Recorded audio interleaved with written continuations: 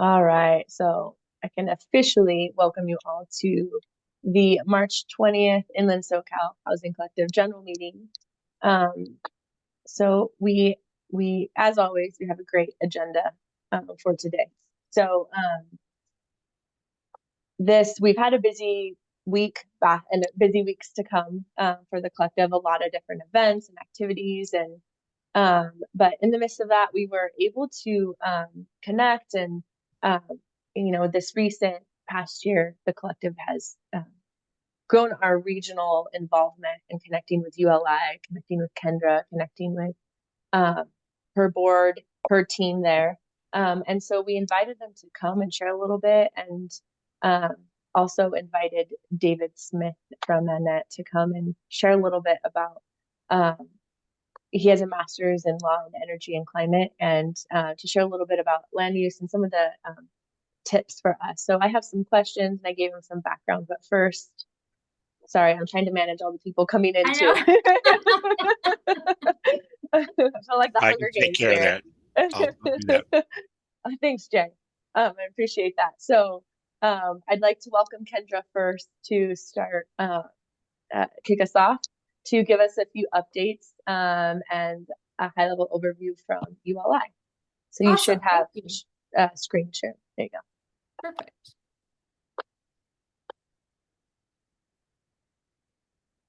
Slideshow will let me.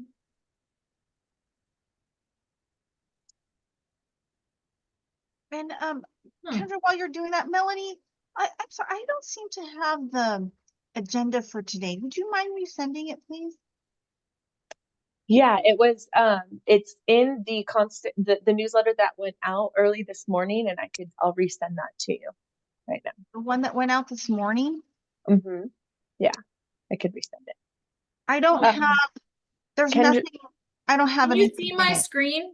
Mm-hmm. No, I can't. Okay. So yeah, can you stop and then just restart again? I'm trying to stop, and it's like, I wonder if my. Yep. Mm-hmm. It's showing you share screen, Kendra, but it's not popping up. It's just black. Sorry, my whole thing is frozen. So hold on just a second. I'm trying to laptop. Sheesh. Okay. Wow, that was crazy. Sorry. You know what? It's not that important. I'm on a different laptop because mine crashed yesterday. So I'm just going to move forward. It was just some very basic information I was going to share with you about ULI, and I can do that without a slide. So basically, I just wanted to tell you guys a little bit about ULI if you don't know about us. We are a global 501c3 nonprofit in the land use and real estate space. We have multiple regions throughout the globe, and we are in the Americas region, and then specifically in the district council that covers Orange County, Riverside County, San Bernardino County, and the Coachella Valley. And the mission of the Urban Land Institute is to make transformative impact in communities worldwide through all of our members that join ULI. And we have a lot of different convenings, educational opportunities, research, and stuff that we do. And specifically, David Smith with Manatt is on my advisory board. He is also the chair of our Building Healthy Places Committee, and he is also the chair of our Housing for Sale local product council. So very involved member. David and I go back several years, back to when we were both with the Building Industry Association. So we have deep ties kind of in this space, and it's been a pleasure to be able to get connected with Melanie and Ayako and others that, are here to kind of collaborate with us, and just happy to have the honor to speak with you today. David is kind of the expert in this area. When Melanie said she was looking for somebody to speak on these topics, I knew exactly who to call. So I'm not going to spend a lot more time about talking about ULI, but if you have any questions about the organization, I'm happy to answer those as well. So I'll just hand it over to David. Thanks, Kendra. Nice to see everybody, meet you sort of. Thanks for having us. So I want to, Melanie, as she said, shot over some thoughts on what to cover, and that's great. I'm going to jump into Build by Right first and foremost, but I wanted to just open it up, and I'm happy to speak to whatever would be of interest to you guys. I'll give you a little bit of my background real fast, not for a David commercial, but just to let you know where I've spent my time, so that if anything in particular you'd like me to speak to, I'm happy to. So as was noted, I work for a law firm. It's a national law firm, Manatt, Phelps and Phillips. I pre-COVID split my time between Orange County and San Francisco. I spent almost half my time up in San Francisco, projects up there. After 25 years of land use, complex entitlement, and regulatory compliance, primarily in entitling master plan communities throughout the Western United States, climate was clearly driving so much, particularly on the land use front. And I had helped negotiate some of the climate legislation in Sacramento back in the day, SB35 in particular, if anybody's familiar with that law. And so I went back to school and got a legal master's. It's called an LLM in energy and climate change. So my practice now, in addition to what I've always done, is very heavy from a regulatory standpoint of warning and advising clients across Manatt's platform, not just real estate, but everybody, on the regulatory climate related to climate. Didn't mean to do that, but there you go. We have 2 laws out of California you may know about. I'm not going to do a deep dive now, unless you guys want me to, unless someone would like me to. And the Securities and Exchange Commission adopted a rule for publicly traded companies last week. Very controversial, has already been sued multiple times, and the Fifth Circuit has already put it on hold, and it hasn't even been formally published yet. So certainly a controversial area. For those of you familiar with the BIA, as Kendra talked about, I was general counsel of the BIA of Southern California for 5 years, back 2000 to 2005. I know you guys are Inland Empire. For those of you familiar with Highland Fairview, I was their general counsel for just over a year. And then I went in-house with what was largely a real estate equity fund that was doing the master plan community stuff I talked about, Ladera Ranch, Rancho Mission Viejo, Tajon Ranch, places like that. So happy to speak about whatever. Feel free to drop in the chat or put your hand up or just interrupt me whatsoever. Melanie noted build by right, which is sort of really broad. You can get to build by right. It's more a political question than anything. A city could put something on the books that is a build by right equivalent, meaning if you do this, this, and this, then it doesn't have to go to council. It's non-discretionary, and you can do it. Now, to adopt, the closest thing I've seen to that is maybe a specific plan, where the city adopts the specific plan itself, basically outlines the type of development they want in this specific plan, does CEQA on the specific plan. And then, as long as you don't need to change anything, because the general plan is consistent with the specific plan is consistent with the general plan provisions, and it provides the zoning, and the city decides they're not going to require any further discretionary review, you don't see that very often. The closest thing I saw, a project I worked on, the city of Riverside wanted to encourage conversion of low-performing retail, sort of big box, picture defunct Kmart's and stuff, conversion of those to relatively high-density housing around the university. And so it was broken up, not contiguous, but parcels were identified, and the parameters for the housing were specified in it. And so it was as close to by right as I've seen. And the project went through pretty quickly, because most of the analysis and things were done in the formulation of the specific plan and the CEQA review of the specific plan, leaving very little to have to go through when the actual project goes through. I think maybe part of build by right being on everybody's mind may have to do with a lot of chatter going on about what's called the builder's remedy. The builder's remedy, and I'm just seeing myself and the big, and so I just wanted to switch it to gallery view so I can see if it's clicking. Here. There we go. Got Gotcha. it. Better, Okay. thanks. Sorry. So I can see heads and so cut me off if this isn't of interest, but I imagine people have heard about the builder's remedy. So the gist of the builder's remedy is it's part of the Housing Accountability Act, and it's actually been on the books for a very long time. It's not new. It's just courts never enforced it. And for political reasons, it's a very aggressive move for a developer. So developers were unwilling to really go after it. I try not to go super lawyer on you guys. I was a journalist between undergrad and law school, and that's one I claim as my superpowers, is to not sound like a lawyer when I'm trying to explain these things. But I think it's important to understand the structure. So the statute, why the builder's remedy exists, is the statute provides that when, and it has to have an, I'll talk about it, but it has to have an affordable component. So the code provides that if you're bringing forward an affordable project, you start with, city, you can't deny it. We like affordable housing, we want it, and so city, you can't deny it. Then in the statute, there are 3 or 4 unlesses, which allows them to deny it. So you can't deny it unless, and the one that they really utilize all the time is unless the proposed project is not consistent with your general plan and your zoning. So that's when you need to go in for your project and request a general plan amendment or zone change or whatever. And they can deny you until you get it in conformity. Well, someone noticed there's a little caveat on that. They can deny you if it's inconsistent, provided their housing element is up to date and certified. So why you're seeing this now is the legislature, a couple things from the legislature. One, they jacked up exponentially the housing allocation under the Regional Housing Needs Assessment, RHNA, which I'm sure we're all familiar with.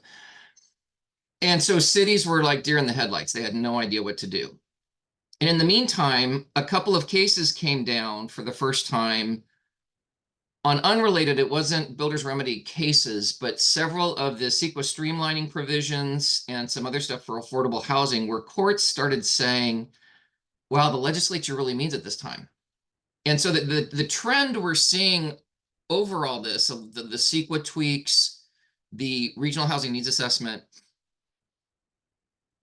land use control has forever been the sacred province of local government, cities and counties, and that's no surprise to anybody here. The housing crisis has gotten to such, and the legislators have largely respected that because most of them started as council members or supervisors on a board. And so they've stuck with that. But the housing crisis got so bad, things like the mayor of Brisbane up in San Francisco saying to a reporter from the San Francisco Chronicle that as to housing, they would take the jobs, but San Francisco will have to be the one to provide the housing. That didn't go over very well. And so the legislature just started stepping in and saying, we are going to start curtailing your ability to deny housing projects. And so laws started coming out that said, city, you can't say no if this, or that. And so a couple cases came down out where courts said, okay, you know what, the legislature means it now. They've never been willing to do that before historically. There's all this stuff on the books, like a city being out of compliance on its RHNA numbers upside down. It was just a paper exercise. There was no teeth in it, and they never did.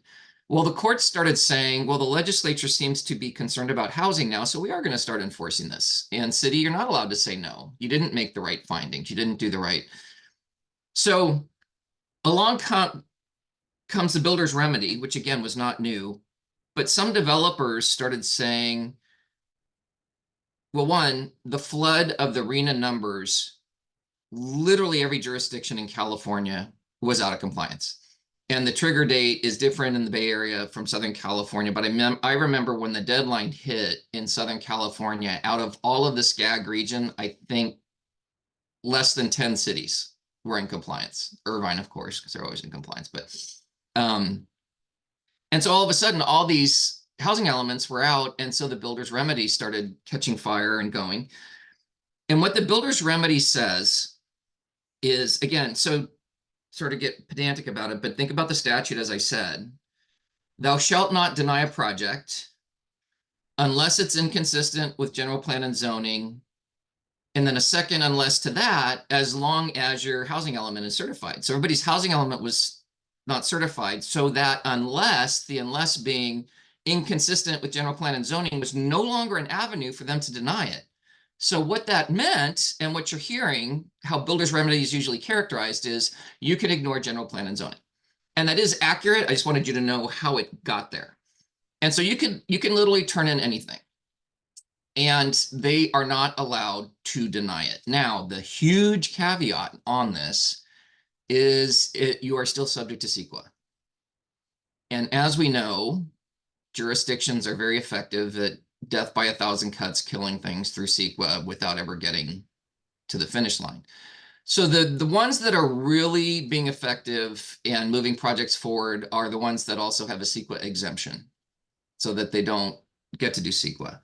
Now, there's those of us nerds who are watching this closely, it is recognized, this isn't speculation, it is recognized that CEQA and the Housing Accountability Act, which includes the builder's remedy, at some point are on a collision course. Because the Housing Accountability Act, again, says you cannot deny a project, which means you have to say yes.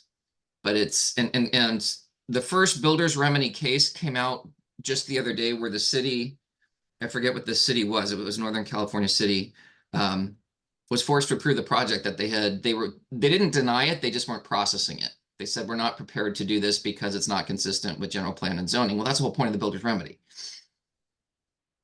CEQA, on the other hand, let's say you do have to do an EIR, and forgive me if I'm assuming we're all pretty up to speed on CEQA and things like that. So under CEQA, if you have a significant unavoidable significant impact where you need to get a statement of overriding considerations, even if it's pretty normal for them to do it, the city still has discretion to not do that. So the question becomes, if you have a project which has to be approved under the builder's remedy, but under CEQA, you need an override on some small air quality issue or construction air quality or something that the city routinely overrides on, but they hate your project, so they're not willing to override on it. So you can't get past CEQA. That's in direct conflict. And we're all waiting for the case that's going to get there. It will get there at some point. The other way that we're watching for cities that don't like the builder's remedy, and a lot of them don't like the builder's remedy, is if you qualify for an exemption, but they won't recognize the exemption. And they tell you have to do an EIR, and then you just go into CEQA purgatory. That's another lawsuit waiting to happen. On the builder's remedy and the Housing Accountability Act generally, you tend to hear local electeds scream and complain about Sacramento usurping their local land use authority and how evil it is and how terrible it is. Quietly behind closed doors, a lot of them will tell you they love it because it's political cover for them. They need the housing projects. Their local constituency is full of NIMBYs that don't want any more housing. They know they need it. And so they get to just, you know, I hate it too. I wanted to vote no. Housing Accountability Act, I can't. And so a lot of stuff is getting through. We're seeing concentrations of builder's remedy projects. There's a couple in the Bay Area. Santa Monica has several. The bigger ones I'm familiar with have usually, the development proposal is actually usually a negotiated settlement with, you know, we can fight about this, or the city realizes eventually it's going to go. So they start talking about what they're willing to do and what they can accept, and the developer goes. But you're seeing a lot. There's also been a trend, some that the cities are not happy about. Some are using the builder's remedy to go lower density than the general plan or the zoning allows for, because they think the market doesn't like what it's zoned for. And so again, it can swing both ways. So that's the builder's remedy. Any questions or comments on that one? Okay. No, I was Okay. going to ask, we haven't seen any of the builder's remedy applied though to the Inland Empire area. Everything you had mentioned was more coastal based or Bay Area. Or Exactly. based. I'm not aware of any So, out there, and I'd have to go see.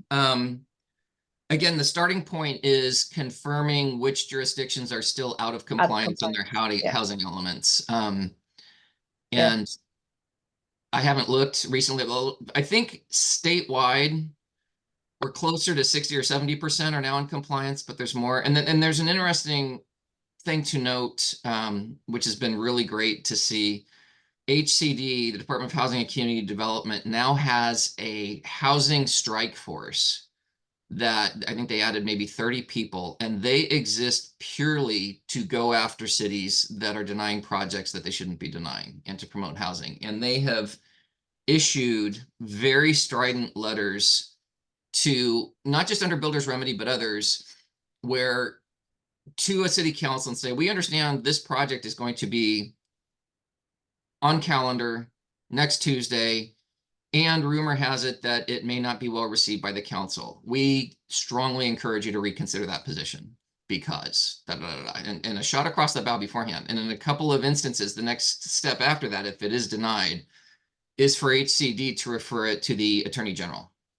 And the Attorney General has stepped in a couple times, most notably the city of Huntington Beach. If you track that saga, it's been quite a show to behold. So there's that. One of my personal favorites, I'm going to pivot a little bit, that my clients use quite a bit. I don't know how drastic in the Inland Empire its utilization may be. The client that I know uses it the most is actually up in San Jose doing towers, but it's the state density bonus law. And it is getting more and more strategically utilized. And to be perfectly blunt with you, very rarely for my clients is it used to actually jack up the densities. If you're not familiar with the state density bonus law, it literally has a table of, if you provide this many units of very low or low, you can go to this, you can increase your density by this amount and everything else. And the increase in densities cannot be used against you in CEQA and things like that. The base project is still the base project, and that's what the city or county has to evaluate. And then you get the density stuff on top of it, which is better. But interestingly, and very strategically, what is helpful is if you add just one or two affordable units, depending on the project, you get what are referred to as incentives and waivers. And those incentives and waivers, the city has almost no authority to say no to you, absent it being a true public safety health issue. And so things like parking ratios, height restrictions, setbacks, you name it, across the board, stuff is being in system. One pretty aggressive developer, this is the most I had heard once, and the city caved and gave it to him, is there was a hillside overlay zone which had all these restrictions on it for this overlay thing. They just said, well, we want you to just avoid the overlay zone for our project. And they did. And it just paved the way for all kinds of stuff. So again, there's a lot more flexibility in the green field of the Inland Empire, so I don't know how much you would necessarily need it, but by all means, know it's there. And again, in development standards, ordinances on the books, getting things waived it's a very effective and strategic tool.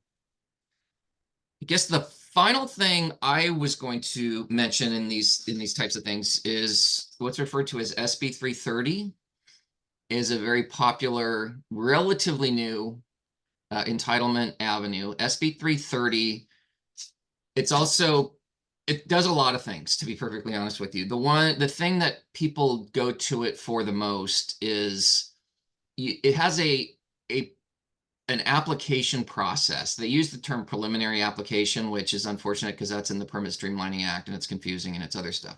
An SB 330 preliminary application is a pretty straightforward, basic, it's your general plan zoning, basically what you're proposing for the property, the density, the heights.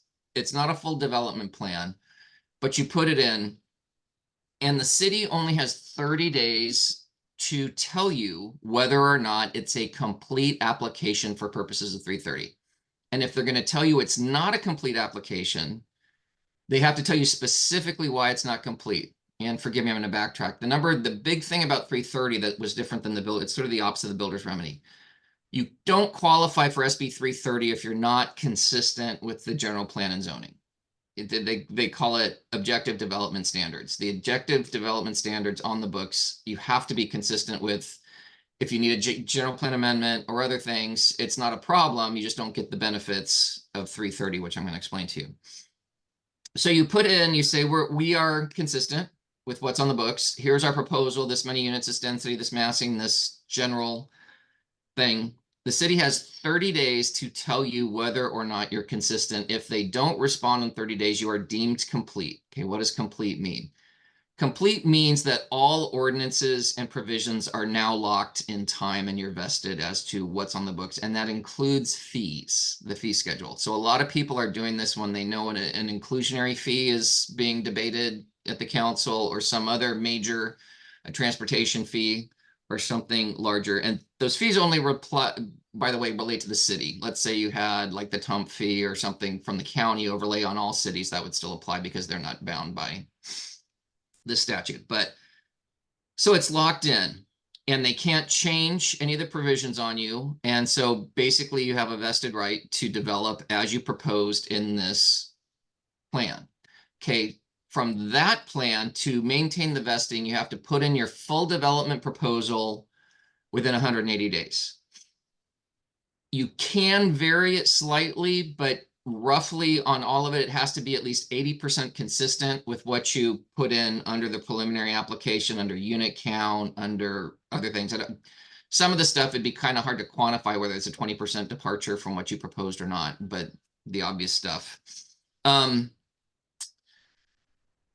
you get to develop it under those, whatever they adopt beyond that, you're not subject to it. It's a vested right to develop as it was. If that 180 days expires, you just lose the vesting and you have to start over again. And the other thing is they are limited to 5 hearings on it. And you are still subject to CEQA. But 330 is being used very strategically I know we have at least one client that's using it. It's got some controversy in the city of Claremont. Trumark Homes, I think, has one there. They're sort of battling over. But again, it's 330. It's under that umbrella, like I said, of ways we curtail the ability of a city to deny a project. And SB 330 does not have an affordability component. Again, the sort of hook that keeps you in or out is that you are proposing something that's consistent with the existing general plan and zoning. So I've been talking a lot. So I have a question. So in cities that have adopted, that you've seen that are adopting inclusionary housing ordinances, have you seen an influx then of I guess 330 or folks trying to get their projects in, at least to not be included in I know a couple that the reason for the 330, again, the 30-day hook, and it's important to note, sorry, I should have said this. Even with the 30 days, even if the city starts gyrating on you, you're locked as of the date that you put your application in.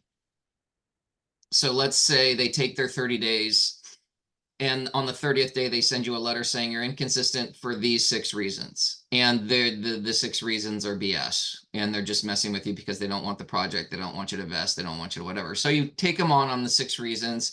You fight over it for another 3 months or whatever. Maybe it has to go to court or whatever. But it's determined that your preliminary application was actually sufficient and complete under 330. The city just didn't want to acknowledge it.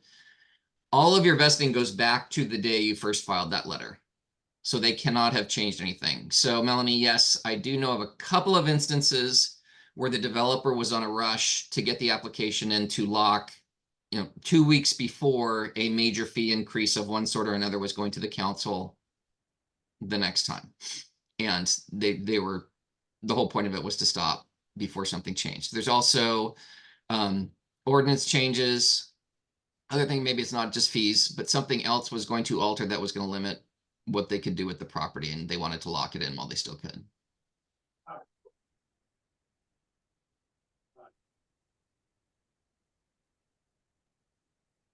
Any questions, any topics, anybody?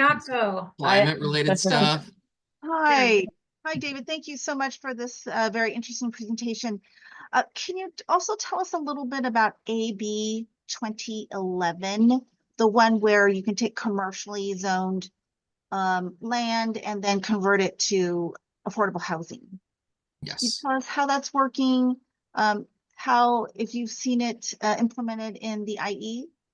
You know, I haven't, and I can't speak too particularly to it. I haven't processed a project under that particular. I'll speak a little more generally though, if I can. So stepping back, there's just been a flood of sort of Part of one-off Yeah. housing. There's and forgive me for not having all the numbers down because I don't track them, but there's a great provision about putting affordable projects on church properties, religious properties, and school properties and others. The whole approach here, again, is to curtail the ability of cities to say no. And we want the right kinds of projects, and in areas where politically the legislature's trying not to ruffle too many feathers. Here's something that you need to keep your eye out on. Many of them include a prevailing wage or apprenticeship requirement. One of the most powerful bills passed, which is effectively a full CEQA exemption because it makes the project ministerial, is SB35. That was a couple years back.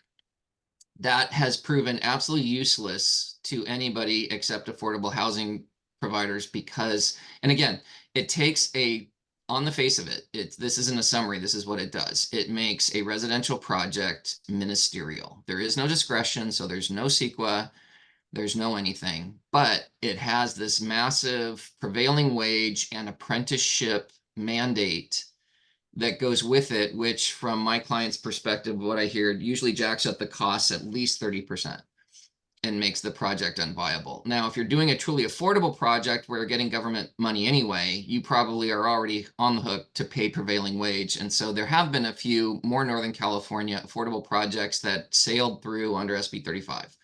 And like I said, if you can get in, it is phenomenal. I reference that because variations on this labor thing, and it's a testament for those of you who spend any time in Sacramento, you know there is no more powerful force in Sacramento than organized labor. And I mean that with all the love in my heart. It's an objective fact. And that's what has really thwarted. I remember when I was one of the early crusaders trying to get CEQA reform in place early on. And the campaign had every major newspaper in California editorializing that CEQA was broken, that we all want environmental protection and environmental analysis, but most of the litigation was from non-environmental things, business to business competitors, NIMBYs, organized labor wanting to leverage a project labor agreement, things like that. And we got the arguments were all in our favor, and still eventually labor just went to the governor and the head of the legislature and just said, no, absolutely not. You're not going to do this. And it died. So you get these one-offs. You get the SB35s, the SB330s, SB743, which moved us from LOS on traffic to VMT, which, God help us, we still don't know what we're going to do with that. As you hear of these bills, is my point. This sounds really great. There's parking stuff. There's commercial, residential to commercial. The first thing you want to check is the prevailing wage mandate part of it? And what does it do relative to CEQA? And you go, and pretty quick, I'm finding for market rate developers in particular, very few of them actually help, just because the strings attached to it are so. Now, I am optimistic. I think the affordable housing on church lots and things like that, I'm hearing more encouraging things about that. I haven't done it myself yet, but I think that I'm not sure it has a prevailing wage provision. If it does, it may be much lessened. I'm hearing a lot more market rate developers looking at it and not being put off by it right away. Okay.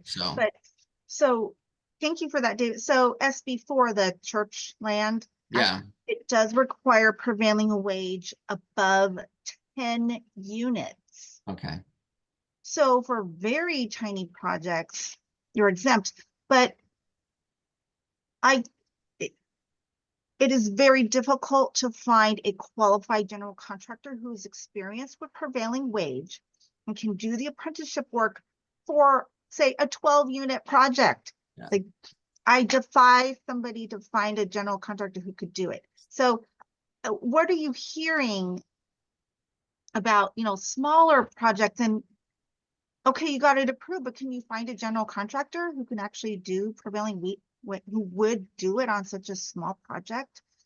And What do you- that's a little beyond my Okay, experience. I'm on the the entitlement front end, and so when it gets to construction, that's not so much mine. But I will say though, and I've dealt with this quite a bit. The concern prevailing wage, it's not just a cost issue. It's once you're there, the specter looms over the project forever. Because if you got the prevailing wage issues wrong or it was done, the Department of Industrial Relations can come after you almost any time in the future. And it's not only rectifying the amounts, there's severe penalties that go along with it as well. And so just the notion of something potentially being prevailing wage and having those strings attached can be very a huge disincentive to a lot of folks even touching it. And that may be a lot of the reasons why the generals, you're having even harder time finding a general contractor that's willing to take on the potential tail of liability for even in good faith, just getting it wrong. It doesn't matter. So David, there was a question in the chat that Oh. I am going to read to you, but I also have a comment on from Jay. Cities collect much higher tax revenue for commercial development than they do for residential. Cities complain that residential development can never generate, cities complain that residential development can never generate a net loss. How can we help cities to balance the number of jobs created in commercial developments and housing units in residential development? So I wanted to let you know, Jay, I'm going to put in the chat a link to our website where we just did a TAP, which is a technical assistance panel. It's a program of work that ULI does specifically regarding this, because we did a series of a couple TAPs. One was on how to convert commercial to residential. And then this part 2 was how to help cities look at the loss of potential tax incentives by losing their commercial. We actually put together a little formula there that is not actually true in a lot of cases that is the case. So I'm going to put that in there, and then David, I'll let you kind of respond. Sure. We hear that all the time, right? How residential is a loser. We need the sales tax revenue. And to be perfectly blunt, our side is as full of it as their side is. The reality is it's very circumstantial. Sometimes the residential, yes, is a drain on services, police, whatever. Where it usually comes up from my experience, for me, is, again, I tend to work on bigger stuff. And so the little one-off in the context of a development agreement and what the city's demanding from the developer to provide, building a firehouse, and then just sometimes it's just write a big old check because you're going to be a drain on us and you need to contribute. You can do the economic studies, and it doesn't make sense to do it. They're very expensive, but unless you're doing something on the scale of a Rancho Mission Viejo or Ladera or something of that magnitude. But it can't, I mean, it's a question of economics. Them saying just as an across the board truth that residential is a loser for the city is just nonsense. But so is us saying housing is always a winner for you. It has to do with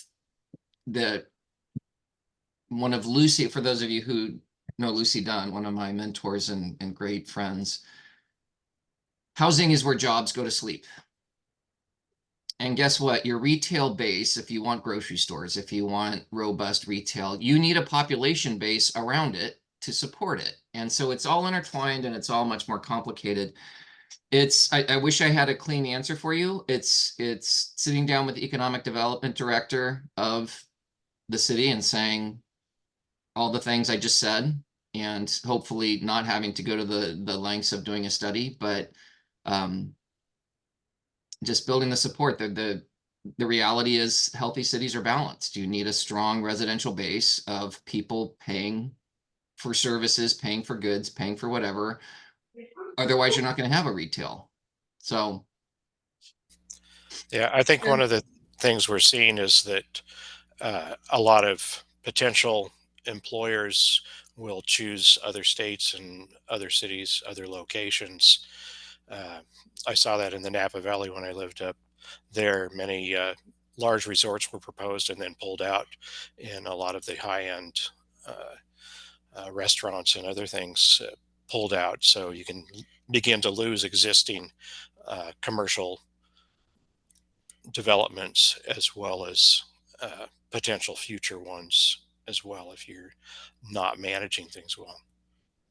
Well, and it just drives perverse outcomes. I still remember one of the great tragedies early on in my career as a young lawyer. I was doing the due diligence. For those of you familiar with San Clemente and Talega, the big master plan community development on inland side of Talega, they also controlled the coastal piece that was across the 5 up front. It was, I believe, one of the last remaining largest coastal contiguous properties in Southern California on the coastal side of I-5.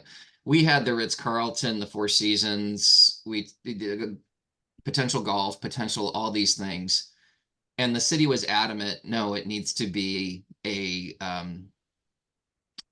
outlet mall.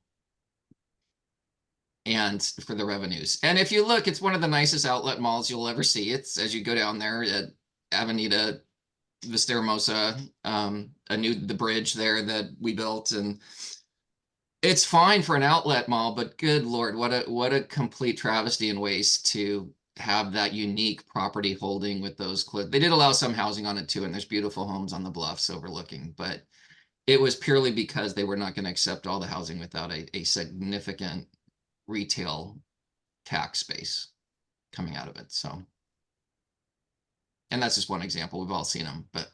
And I think this is more of a comment, I think, from Dawn, but renters contribute over $32.8 billion to the local Inland Empire economy annually and over 171,000 jobs. We need to quantify the advantages of residential development for local communities. Totally agree. Absolutely agree. Absolutely agree. And, you know, the dynamics of, and forgive me, if I'm not looking at chat, I'm trying to look at faces and make sure I'm being responsive. So I don't want you to think if you put something in there that I'm not addressing it, please. No, I'm reading them for you. So I appreciate it, Kendra. Thank you. Particularly coming out of COVID, you know, the rents as opposed to purchase, we're seeing that swing back a little bit. And as interest rates come down, I know you've heard it as much as I have, but through ULI and others, it is and through my home building clients, it's dwindling, but it is a very real impediment on the missing middle of existing homeowners that have that 3% mortgage from not too long ago that otherwise might be inclined to move up or out, which would open up a whole lot of that middle stock for a new buyer. And they're just unwilling to, it's the mental notion of I'm not giving up my 3% mortgage. And it sounds anecdotal. It's not. It's getting better, but it's still a huge. The home builders have had to factor it into their absorption, the kind of stuff they're putting in play, because they know a lot of their target buyer is an existing homeowner that would buy new, and what they would target and the people they would normally expect to step in and come for their product isn't, even for all of the reasons they want to and they love it and they want to go, they're just not willing to give up their existing.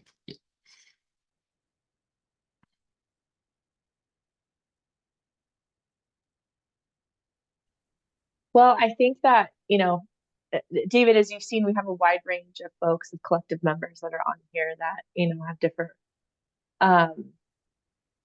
questions, different ways they've utilized or seen land use, or, I mean, as you can see, the array of policies that have been suggested. And so, yeah, I was looking at the time and I know that we're getting close to there, and I don't see any more questions in the chat.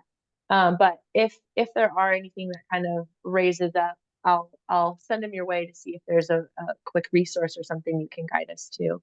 But I just wanted to thank you for, Ayako. Oh, Quick hand. Yeah. yes. Thanks, Melanie. So, David and Kendra, thank you for bringing ULI to the Inland SoCal Housing Collective. I'm I sit on the LA's advisory board, the Los Angeles version of Urban Land Institute. And so it's great to bring all these entities together. And we hope there are more opportunities to bring more ULI resources to the Inland Empire. We would welcome it so much. So thank you. Yes. Yes. Thank you, Happy to be here. Thanks so Yeah, much. same. Yeah. Yeah. We're truly appreciative of you guys joining us. And so thank you again for coming and joining us for this month's meeting. We appreciate your time and just wealth of knowledge, David. And so I think right now we're going to just pivot to some updates in our general meeting of what's been going on. There's been a lot of stuff happening this past month and much more to come. So thank you, Kendra. I'm gonna go ahead and drop. It was a pleasure talking with you all. Yes. Thanks for And having Thank me. you, David. Yeah, I put my contact information in the chat. If anybody wants to reach out, I can connect you with David as well. So happy to be here to support in any way we can. Thanks, Thank Melanie, you. for asking us. Yeah, thank you for joining Okay. us. Thank you, Bye. David. Thank you, Kendra. Awesome. So I wanted to make sure that we carved out some time for just general updates. The past two meetings, we haven't been able to do that. And so this is all kind of a quick warning for our chair, our pillar chairs to get ready, because I'll probably spin over and ask you guys to just share some simple updates.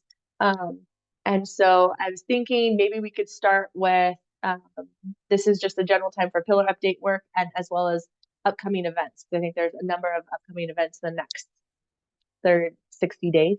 So Jay, I know I already queued you up, so why don't you jump in and talk about, spend 3 to 4 minutes about updates on the Bank On Coalition and the upcoming events. And so I also placed the newsletter in the chat earlier on. I'll do it again for folks who joined late later. But there's also a list of all the events and registration links and everything happening. And I'm sure that's what will be brought up during this time. So go ahead, Jay. Thank you. Awesome. Thank you, Melanie. And really appreciate the presentation that we had as well. What we're looking at with the Wealth Building and Preservation, which sponsors our Bank On Coalition for Inland SoCal, is in the next month, April 10, we are having a Bank On Forum that is going to bring together a lot of different organizations, government officials, many nonprofits in the area, as well as banking organizations and government leaders from the FDIC, the Fed, the OCC, and a range of different groups to look at what we can do to help people get started on their financial journey. Before they can even qualify for an affordable house, a person needs to have some history with the traditional banking industry that will establish a credit history and some sort of payment history that they can verify, even if they want something as simple as a sweat equity type of a program that some of our nonprofits are providing. They cannot help unless the client has already established a bank account. And so we want to bring everyone together to help people in our region begin to access traditional banking services more readily. The good news is that we already have a little over 200,000 bank on accounts active in our region right now as of today. And so that is good news for our region. But the bad news that goes along with that is we still have somewhere between 800,000 and 1 million people in our 2-county region that are continuing to use alternative banking services, whether it's some of the online apps or it's the neighborhood check cashing service or other things like that, that'll cost them anywhere from $500 to $1,000 a year in fees. But what we're finding from the research is those are fees and pain that they are willing to live with, because it gives them other things that they want and need in their life, which is the personal human connection that they develop, uh, working with a person in a very uh, low barrier kind of a storefront down at the strip mall versus a banking organization. It feels to some people a lot more intimidating to walk into a bank and to ask for help and ask for questions. And in fact, the state of California sponsored a research program recently that showed how many people walking into a bank uh, did not get a good reception. And the challenge is, and many bankers in our organization even express that they need time to build in an appointment for someone. And so we're putting together a lot of tools, and we want to be able to introduce those tools at the forum. And I put a link to register for that. And so we're going to have a great um, venue downtown San Bernardino on the fifth floor in the building right there. You can see the address, and we're looking forward to having as many people as possible come together so that we can make the connections that we need. The best opportunity that we have to help with people is at the point of need.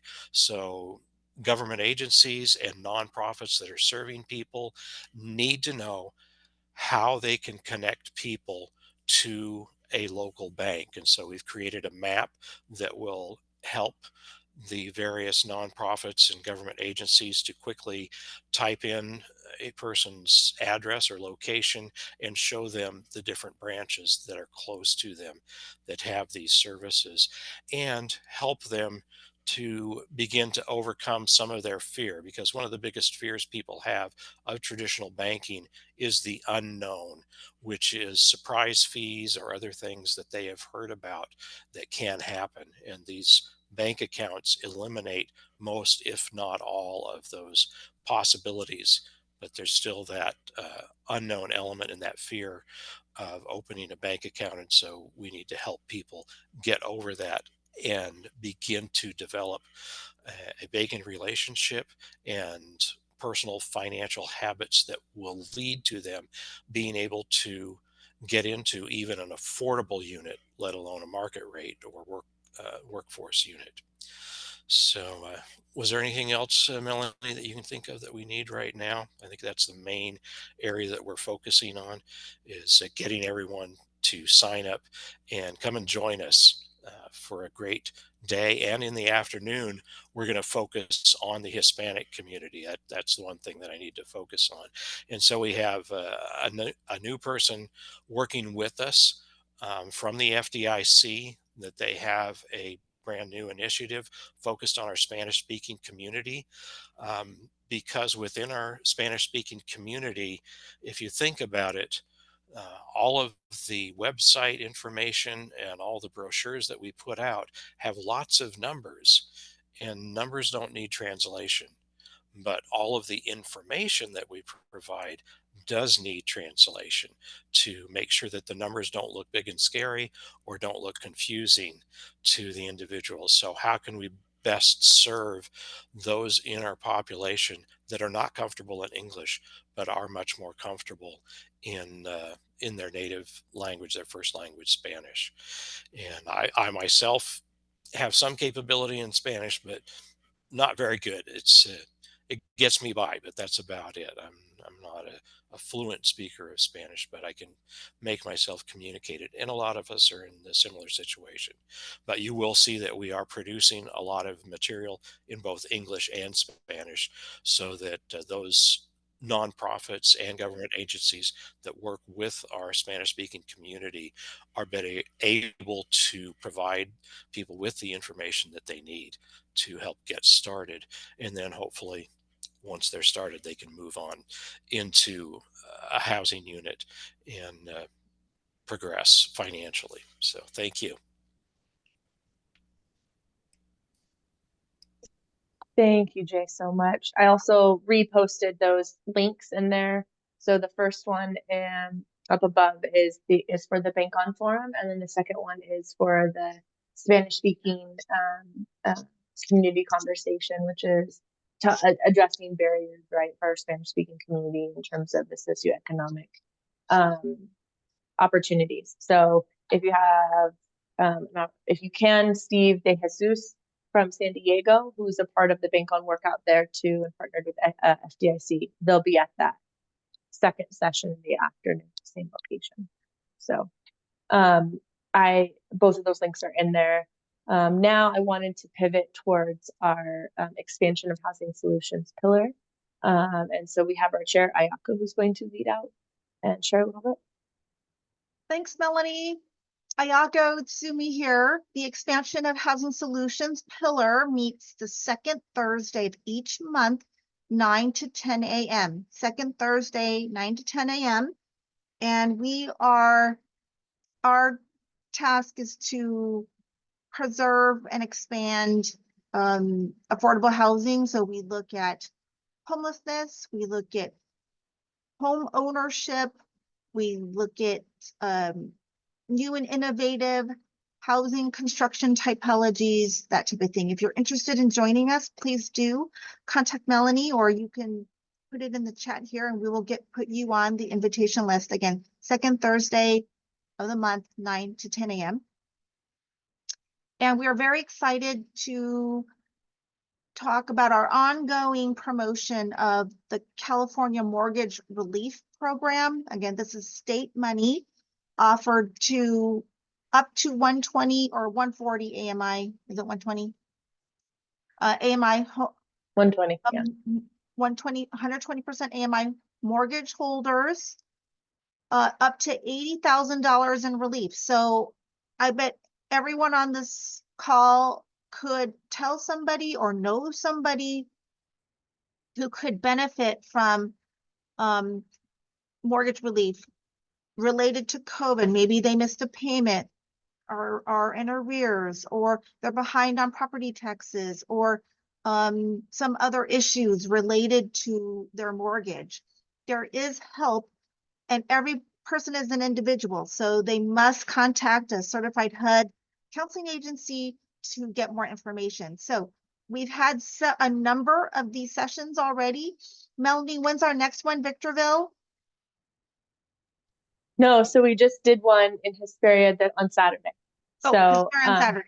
yeah, it was at Victor Valley Community Church. They had free space and offered it to the High Desert community. So we did it there. We had pretty low attendance, unfortunately, despite our efforts of partnering with the city's Chamber of Commerce and some other faith organizations to get the word out. But I think that it's due to the need, right? I think the need is there, but there's a lot of servicers are trying to work on the back end, right, to get things resolved. And so we're still trying to promote that, and we're starting as we've talked about how can we weave this into our conversations with our senior centers and our aging population who may be in reverse mortgage, who are facing delinquent property tax and stuff like that. This program can help pay those past due and can help, right? And so we're really looking at how do we connect and make sure that this population of residents in the IE have access and knowledge about this program. So yeah, thank you, Mel. And again, protecting homeowners, especially the elderly, seniors, as Melanie pointed out, they're very vulnerable. There are predatory reverse mortgage companies, predatory mortgage companies. So we want to make sure people are getting the help that they need. Also, the state said the fund is underutilized. So we know there are a lot of people out there at risk. So please help get the word out. Melanie, if we could put a link to the flyer, because again, everyone on this phone could forward this to somebody or some other organization that could spread the word that help is available for people with troubled mortgages related to COVID. Okay, thanks for that. And then Melanie, when's our next one and where? Our next outreach and where for mortgage relief? We don't have a place. The Oh, next okay. that's scheduled most likely will be in the city of Riverside. Okay, With a partner we have there. We don't have a date set though. okay, great. Mhm. Thank you for that. Okay, so our next very exciting event is our 3rd annual networking event. At first we called it speed dating, then we called it speed networking, and now we're kind of blossomed to just general networking. For those of you who have attended in the past, I think everyone has made really useful connections. It's good to be together, connect, share business cards, make referrals. This is how we're going to organically build and advocate for more affordable housing in the IE. So please do come. It is Thursday. Yeah, Thursday, March 28th. So that's 2 Thursdays from now. So we barely have a little over a week to register. And it is from 2 to 4 o'clock in the city of Riverside. Oh, thank you. City of Riverside at the Civil Rights Institute. And this is a very exciting location. We're returning to the same site from last year, but there's also a fantastic civil rights museum there. So please avail yourself of checking out the museum to see the history of civil rights in the IE. It's a very special place. Please do come. Again, parking not validated. More information here that Melanie will be sending out. But we hope everyone will come. More coordination, more networking to build more housing. Please come on out. All right, next. Oh, any quick questions on the event? Oh, there's no cost. Yeah, It is it's free. sponsored. I just wanted to add, it requires 2 registrations. So I know that there's some folks on here that have registered, but it requires the registration of the individual and registration of your company, organization, city, county, whoever you are. One great resource we've been able to do each event is provide a profile book. So you walk away with a, that's why we called it originally the speed dating, a walk away with a list of each organization's needs and desires for housing, and their contact information. So this survey, that second step that you see here, the place of work profile survey, helps us collect and gather that information in a usually very large ebook that is sent out the day before. And so please do that. We have a few folks who've done that, but if you don't do it, you won't be included. So folks won't know your contact or your needs or your wants as a service provider or developer or city or county. So please make sure to do that. Yes, and then so we didn't give a lot of notice, so we hope people can come. But again, should be a great event. Thank you, Melanie. Thank you. All right, so Don Smith said, yes, that's next week. Yes, it is. Very soon. Okay, next we are trying to focus a little more on homeless housing. We've done a lot of mortgage focus on ownership. So homeless housing, we'd like to make more of an emphasis on this in our breakout meetings, talk more about how can we bring more resources, how can we put more development teams together of developers and service providers and the general spectrum of organizations you need to submit a successful application for funding. So we'll be talking more about that in our group. And yes, and then we will address any other housing related concerns you might have. We're hoping to, perhaps do another factory tour. Factory built housing is the future. However, it has its limitations right now. But it is the future. So we'll be spending more time on alternative forms of construction as well. I think that's it for me. Any questions? Thank you, everyone. Thanks, Melanie. All right. And so our next pillar is Melanie, I'm sorry. I have one more thing, if I may. Okay. In Eastern Riverside County in the city of Mecca and Thermal, some of you may have heard this, it was in the Desert Sun newspaper, but a 300 unit mobile home park, everyone is being asked to leave because of contaminated water.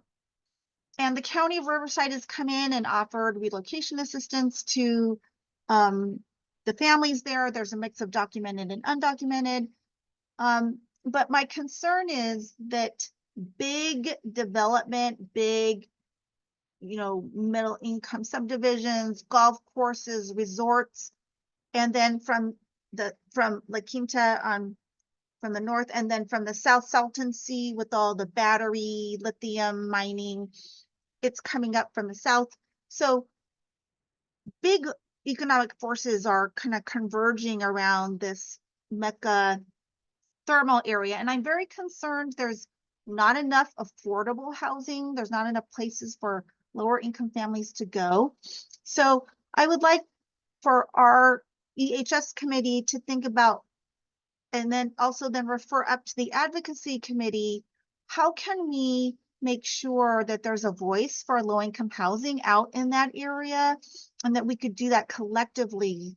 We have so much more power when we have one collective voice. So wanted to throw that out as something for Inland SoCal Housing Collective to think about. How can we be of service to the people of Eastern Riverside County in this manner? Because it's a tough one.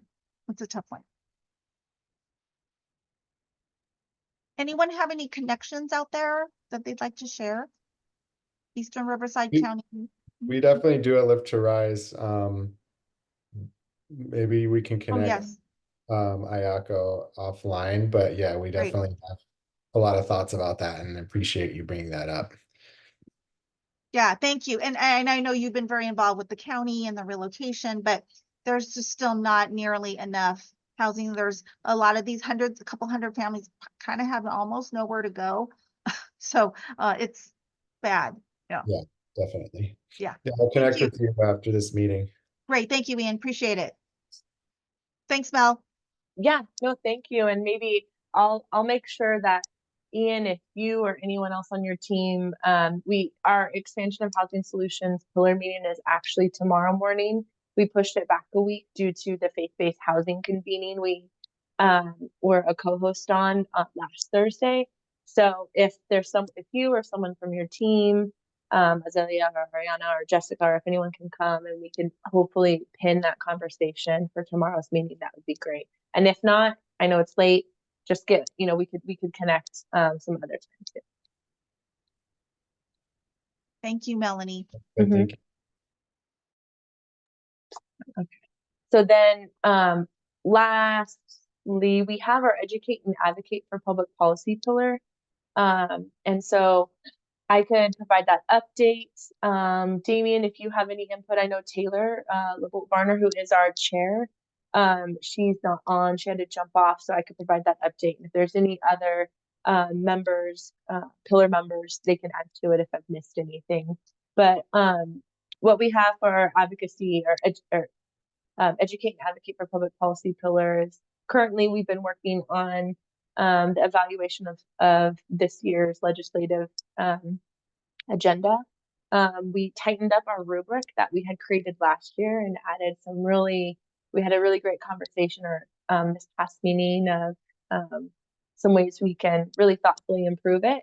And we've done that. And so we're in the process of evaluating some of those top policy priorities that we see and that have been mentioned, that our members have made mention. A lot of them coincide with the recommendations of Housing California or CHP and SCAMP. And so this next meeting, we're going to apply the rubric to those policies.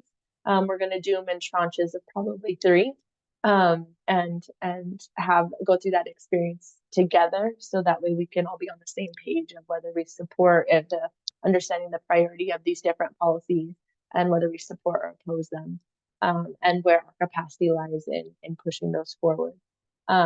So that's where our work lies here. It's exciting though. We're drilling down and have a really thoughtful process and how we can support that those local policies and the language also that we can use when we're able to do a virtual advocacy tour of our regional legislators on, what we support, why, and what organizations are behind that too. So we're really kind of creating that narrative, that team of folks on what we'll do in come May when we talk with our local legislators virtually and try and meet with as many folks as we can about what are the regional priorities for this year. So we're also looking at trying to insert ourselves in some of the implementation process of some of the past year's policies, still drilling down on what that looks like. Yeah, and that's it for our policy updates. Did I miss anything? Don't think that you missed anything, and I'm sorry I don't have a full update, but there were 2 items that were on the City of Riverside's council agenda last week. One of which was a local housing trust fund, and I don't know how that ended up. Does anybody know how that item, whether it passed? Damien, was that the one you're talking about? We were all in the room. That's a second one, which is the a revolving loan fund for nonprofits. It's a nonprofit resiliency fund, so if you're a nonprofit housing developer, there is $2.8 million in funding from ARPA that's being turned into a revolving loan fund in the city of Riverside to help with the cash flow issues, to meet funding gaps and those sorts of things. So that's exciting. But then separately from that, there was a housing trust fund on the evening's agenda that I wasn't able to participate in. The second one was unanimous. Oh, great. So good things moving forward in the city of Riverside for housing.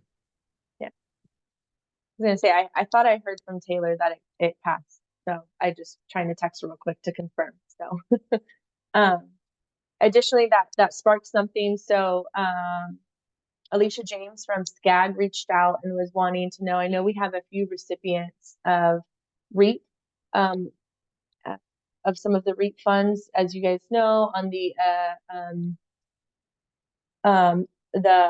state budget, that some of those funds that have gotten cut for our REAP for REAP that has been allocated for our region. So Alicia is looking for those, especially those who have received funding, or anyone that would like to send a letter of support. I have a toolkit that she created that we can simply just fill out and send over to her. She's gathering letters of support, so we can ensure that those funds are reallocated, and that we could leverage in the region. So we were able to pull down a decent amount this past funding period, and just want to ensure. So if you are a REAP 2.0 recipient, please reach out to me and I can give you those that toolkit information. So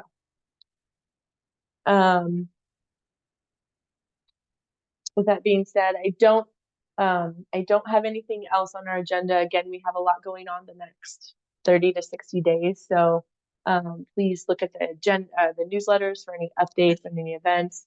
We had our faith-based housing convening last week with a number of faith-based entities and some developers and some consultants in this space, and it was great to connect and just learn together. I look forward to this coming week and at the Civil Rights Institute in downtown Riverside to connect with many of you guys there also.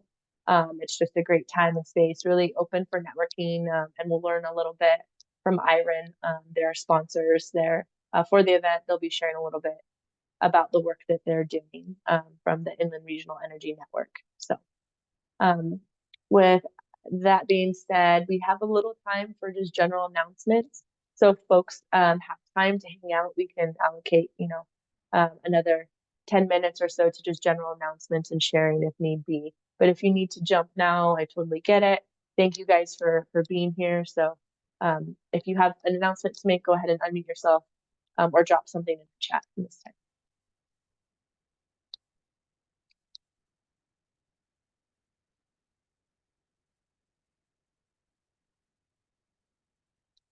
Okay.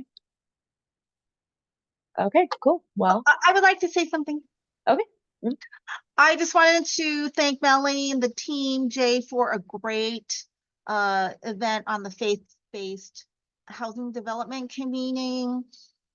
Great content, great energy. I felt like there were some very important points made to churches that what it takes to, try to get ready And I think there is so much potential and promise for affordable housing, but real estate development is a very complicated, risky venture.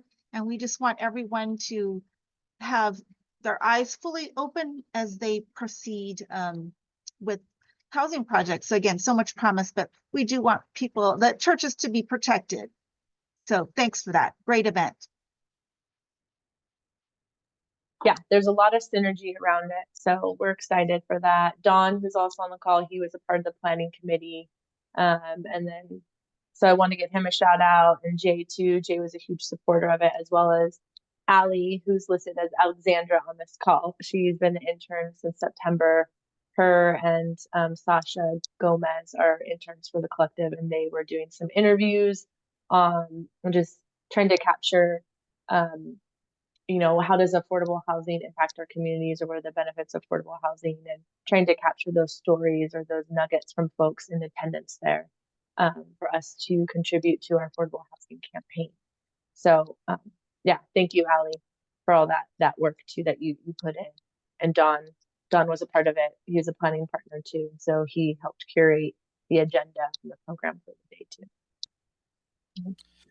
Yeah, one of the connections from the faith-based groups that we've been talking to, the UReach out of Loma Linda has a trailer-based shower facility that they take around to various locations throughout the week. And Izzy, or Israel Peralta, who leads that service, is asking if anyone else needs that. They have a couple of days a week. So if there are nonprofits or other church locations, faith-based locations that could use that, feel free to contact Israel at their UReach office. And if somebody can't find that, just let me know and I'll get you his contact information. All right. Well, thank you, everyone. I'll be hanging out if there's any questions. Take care. We'll see you guys soon. Thank you. Thank you. Thank you. Thank you.